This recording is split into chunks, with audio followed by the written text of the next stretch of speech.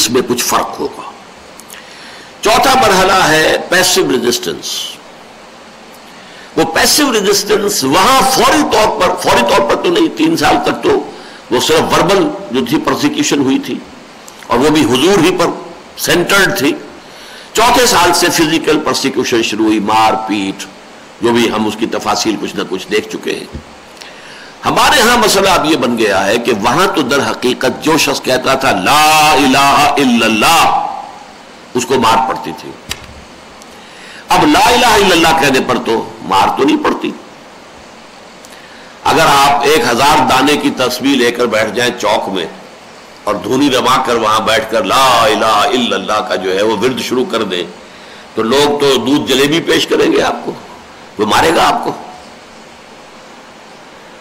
ہمارے ہاں اس وقت جب تک کہ وقت کا نظام یہ نہیں سمجھے گا کہ یہ ہمارے لیے خطرہ بن گئے، اب اس وقت تک وہ ہمیں نہیں چھیڑے گا۔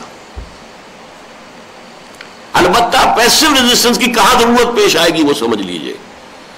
اس وقت جبکہ وہاں صحابہ کو لا الہ الا اللہ پر مار پڑ رہی تھی، شریعت کے احکام نہیں تھے، شراب حرام نہیں تھی، پردہ لازم نہیں تھا، سود حرام نہیں تھا۔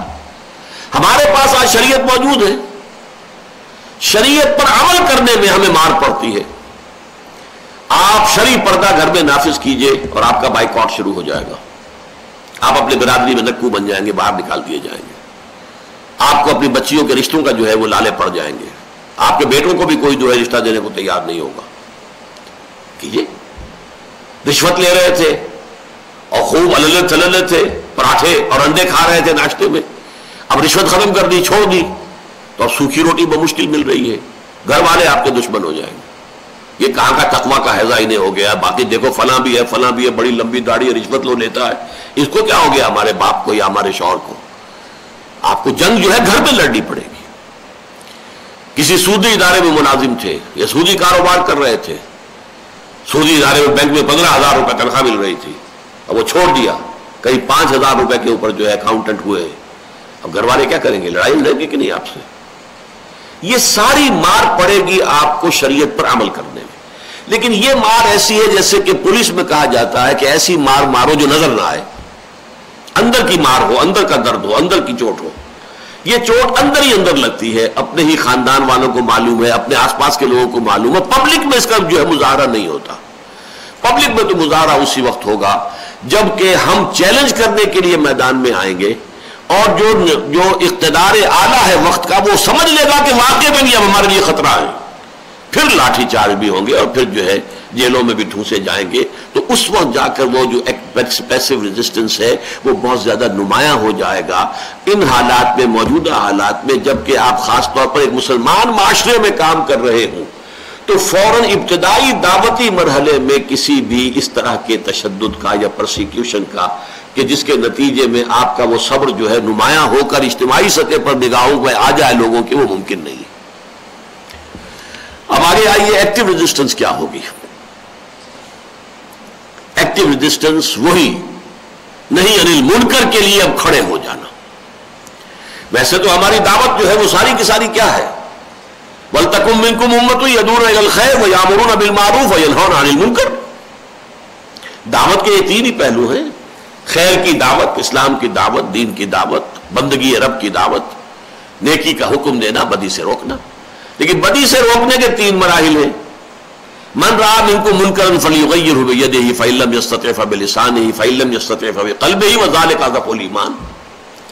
تو ظاہر بات ہے کہ اضعف الایمان سے تو نکل آئے ہیں وہ لوگ جو ایک دین کی اقامت کی جد و جہد میں شریک ہوئے۔ کس لیے ہوئے؟ انہیں برائی سے نفرت ہے، کفر سے نفرت ہے، کفر کے خلاف بغاوت کرنے کے لیے، ایک جد و جہد کرنے کے لیے وہ ایک جماعت میں، تحریک میں شامل ہوئے۔ لیکن جب تک طاقت کافی نہیں ہے، باللسان کریں گے صرف، امر بالمعروف بھی نہیں، منکر بھی، بالید نہیں ہوگا، طاقت کا استعمال نہیں ہوگا۔ طاقت کا استعمال ہوگا جب ہم ایکٹیو ریزسٹنس کا فیصلہ کر لیں، جب ہم یہ طے کر لیں کہ اب ہمارے پاس اتنی طاقت ہے کہ ہم اس پورے نظام کے ساتھ ایک ٹکر مول لے سکتے ہیں۔ وی آر اسٹرانگ انف، ہماری تربیت کا لیول بھی معیاری ہو چکا ہے، ہمارا نظم اور ڈسپلن کا معاملہ بھی قابل اعتماد ہے، تعداد بھی ہماری کافی ہے، اب ہم ایک ڈائریکٹ جو ہے کنفرنٹیشن مول لے سکتے ہیں۔